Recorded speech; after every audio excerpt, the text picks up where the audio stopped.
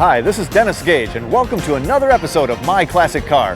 Today we're in St. Paul, Minnesota, as special guests of the Minnesota Street Rod Association at their 25th annual Back to the 50s Extravaganza. And when I say extravaganza, that's exactly what I mean. There are over 9,000 cars here on the state fairgrounds.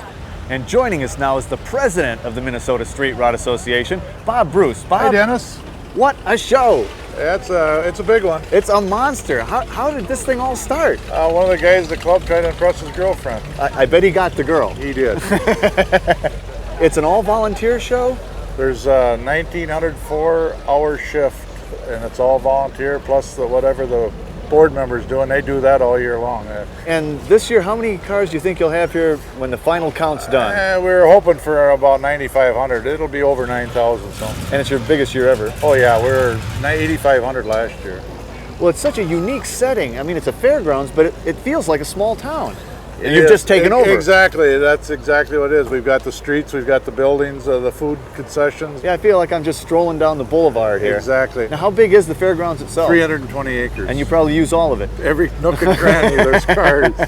Well, it's an incredible event, and I better let you get back to managing this monster. Well, thank you, and I hope you have a great time. Oh, we're going to have a blast. And we'll be right back after these messages.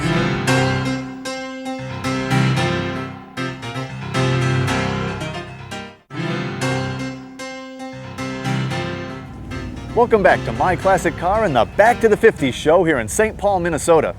In a few minutes, we'll be taking a closer look at some of the great cars gathered here, like these in the 25 years of rodding display. But before we wade into this sea of cars, here's this week's Classic Designers and Engineers feature on David Holls, one of the key stylists at GM during the glory days of the automobile.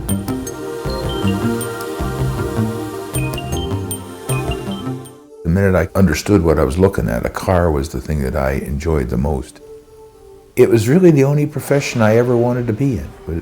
I was an automobile designer.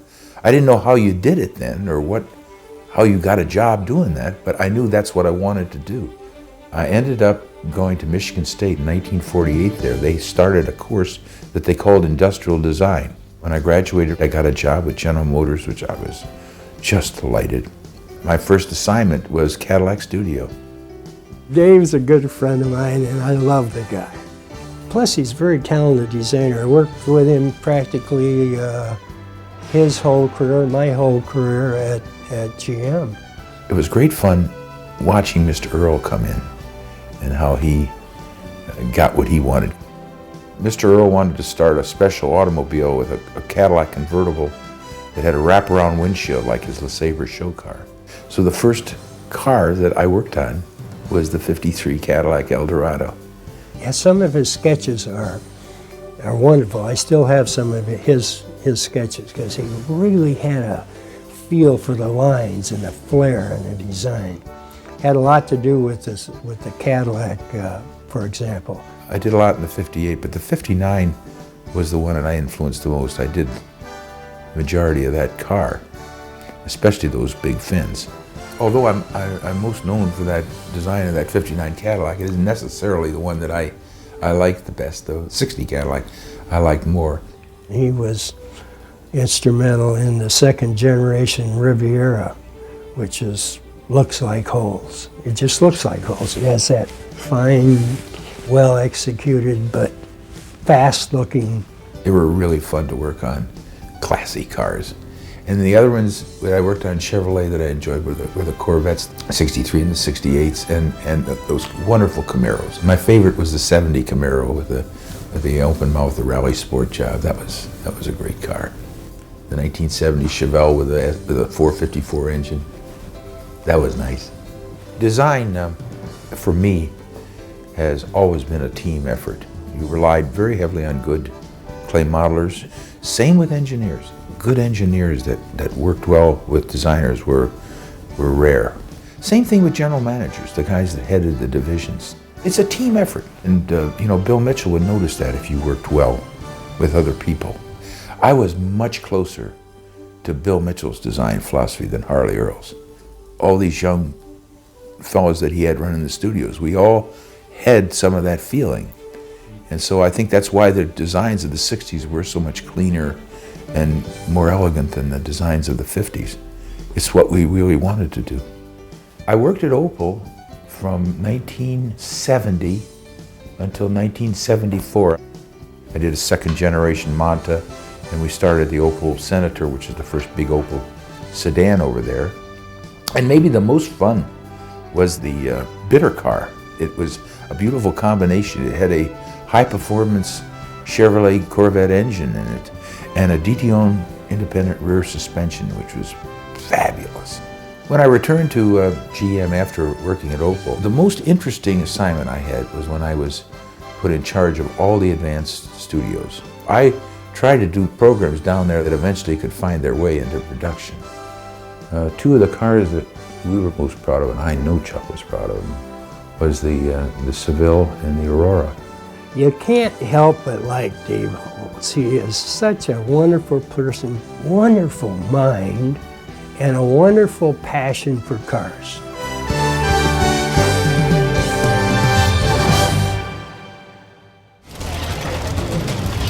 The Back to the 50s show is a massive event with more than 9,000 cars spread out on the 300-plus acres of the Minnesota State Fairgrounds.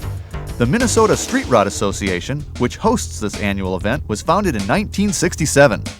I ran into a couple of guys who were founding members. So, Gene, rumor has it this was your idea. This is all your fault. Is that right? Yeah. Yeah, right. And there was a woman involved? My wife. Yeah, it was my girlfriend at the time, and we met at we were at a drive-in over on University Avenue called Porky's, and I was telling her how it was in the 50s, about how all these cars would go in and out of University Avenue and line up by the hundreds, and the idea kind of came to me that, well, let's have a big cruise again. Now, 25th, have you been here all 25? Of course. Of course! And you're going to be back for 25 more at least, aren't you? Let's hope. So, Jerry, you're one of the co-founders of MSRA. You're actually membership number one. Lifetime number one, yeah. You're number one. One's a lonely Never have number. to pay the dues. Well, you and who's the other co-founder? Ronnie White. He's the co-founder. We came up with the idea for it because the clubs that we used to belong to were starting to go drag racing, and we had street rods, and wanted some place that we could drive our cars and have some fun with them. As I made my way around the fairgrounds looking for car owners to interview, it was clear that Back to the 50s is truly an event designed for timeless cruising and endless car stories. This is Bill Finney and his really super 54 Buick Super. This thing is sweet, Bill. Oh, thank you, Dennis. Tell me about it and where'd it come from? Well, this is from northern Minnesota, and it was a car that was bought and used on the Iron Range of Minnesota, which is up near Canada. Man, it's pretty solid for a Minnesota car. I mean, there's a lot of body here. Well, it's solid now. Now, this car was made from about 2 cars, you know, so it's been well put together, and when I got it, it was pretty much in this condition. Now, this was a V8 too. It was the second year for the V8? It's a second year for the V8. It's a 322 nailhead. Well, Bill, this is a great car. And the other thing interesting about you is you're also the police chief here in St. Paul. Guilty, yes I am. Guilty as charged. 32 Ford, Barry. This baby is a classic. What a paint job and everything. Tell me about it. Dennis, this car is a 32 Ford Roadster. It's a fiberglass reproduction body built on a stock 32 Ford frame, steel hood. It's a classic hot rod from the 50s that the guys built in You bet it is. Well, let's see what's under this classic steel hood.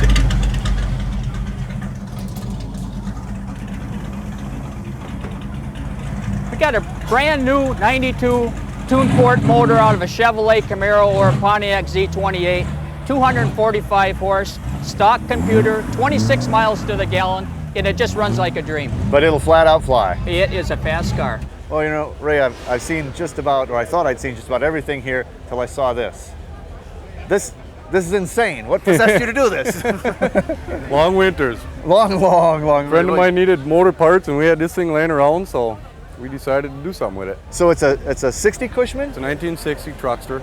Powered by? 327 Chevy. 327 Chevy. But I see you've only got a little 2-barrel there? Or? You got to have somewhere to sit. Charlie, I saw this car and it caught my eye, and I was sort of strangely drawn to it. Tell me about the car. Well, it's one I built back in the 50s, you know. It's all Lincoln actually underneath. In 46 I come out of the Army and I bought a 41 Lincoln, and I knocked the rod out of it after driving it 4 or 5 years with the band in it, and so that stopped that, and I bought a 49 Ford and drove it So in my mind, I'd built a hot rod already before when I was only 14 years old. So in my mind, I thought, well, I'll just build me a hot rod out of it. Can you give me a verse of Hot Rod Lincoln? My pappy says, son, you're going to drive into drinking if you don't quit driving that hot rod. Hot Rod Lincoln.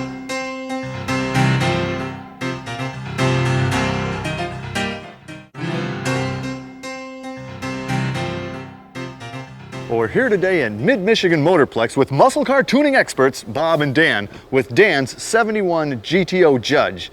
Now, Dan, this is a pretty bad car right off the showroom floor, but you guys are going to show us some tricks today to make it even badder. Is that right? We're going to try. All right. Well, let's look under the hood because this is a pretty monstrous beast right off the bat. The Judge package had the 455 HO, right? That's correct. The Judge package came with this engine as standard equipment.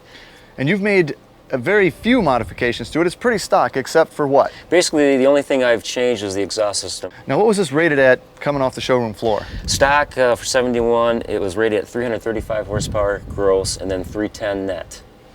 Okay, now today we're going to do 3 tips, and those 3 tips are things that anybody can do, probably. Basically, we're going to look at 3 simple areas that anybody can attack on their cars, and that's going to be carburation, jetting, and then the distributor as far as the ignition curve. And then we'll also look at tire pressure, because that does make a big difference on these cars. And these are all things that even I could do. Yes. I think so. Very simple mods. There is hope. All right. Well, I tell you what, before you do that voodoo you do, let's close this baby up and establish a baseline. Run her down the track a couple times. You wouldn't mind doing that. Oh, no, I love to. No. Try twisting my arm. Let's go for it. All right.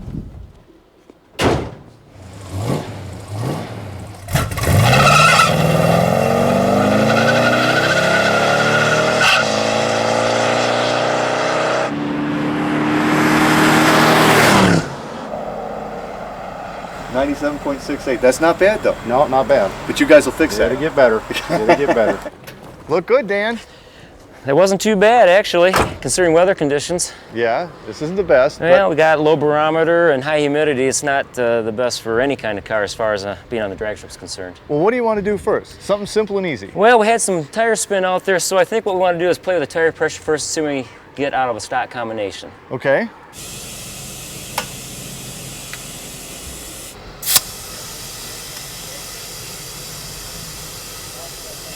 Okay, guys, so let's recap what we just did here.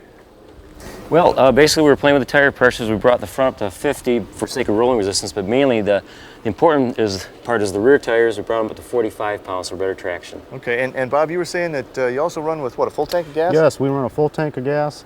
Also leave the spare tire and jack in there for extra weight. Just better balance. Yes, it is. Off the line, once the suspension starts to work, it seems to hook up with these bias plies. Okay, round 2. Let's see those ETs drop. Let's go again.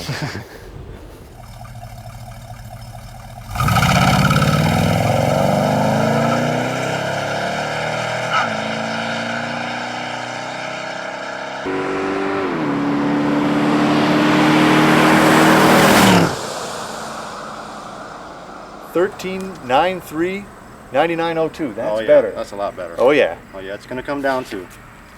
Well, that looked good. Went the right direction that time. Well, that's what tire pressure can do to ETs. It really seemed, it hooked right up. Yeah, in this case we got about 2/10, and that was basically right off the line. Okay, now you want to get a little bit more techie. What are you going to do now? Well, now we want to play the distributor and put a different curve into it. Okay. And it'll bring us more low end torque. It might be trickier to launch, but it'll improve the ETs. Now you guys actually came equipped a little bit better than most people. You're going to slap a whole nother distributor in there, is that right? Right. This distributor is a stock original one, and we prepared another Pontiac distributor that already has been recurved, and the distributor gear has been shimmed, so there's not a lot of play. Okay, now how is this one, other than the conversion, how is this one set up differently, Dan? And what we have is lighter springs, lighter advanced springs underneath the rotor. That just allows the mechanical advance to come in sooner. And also what I've changed on the distributor is that these 45 HOs, being low compression, they like a lot of advance. So you've gone from 32 to? About 40 degrees. About 40 degrees. Yeah.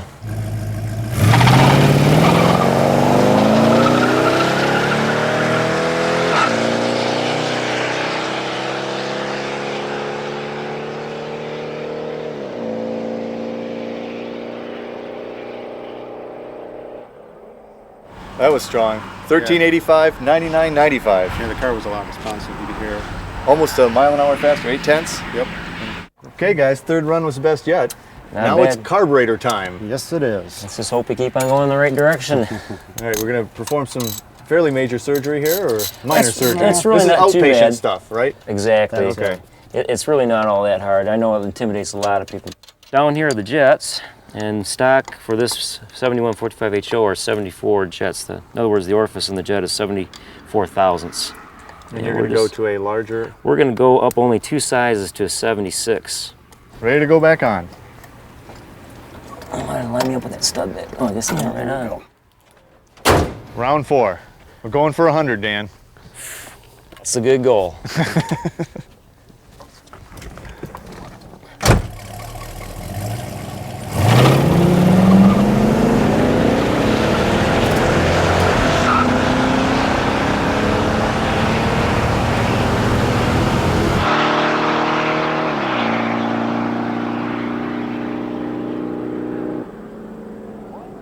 13.79, 100.10 miles per hour. You did it. That's great. Yes. That's what we wanted. It sounded better. It sounded better. It looked great. I want you to work on one of my cars now. Hey, congratulations, Dan. You did it. Well, thanks a lot, Dennis. You broke 100. Hey, great. I know we could do it. Overall, you shaved about a half a second and went up nearly 3 miles per hour. That's usually what these 3 little changes can do for you. So tire pressure? Carburation. And ignition. And ignition, exactly. You guys are awesome. Now, of course, everybody will be doing this next year at the Pure Stock Muscle Car Drag Race, so the competition is going to be tougher. That's what we want them to do. We need tougher competition. But I think everybody will be happier just to be able to see that they can get a little bit more out of their cars. That's great. I learned something, I tell you. We keep on learning. All right. Hey, Bob, thanks. Anytime. Dan, Thank you. thanks. Okay, Thank you for having us. See you guys on the strip again. Oh, yeah.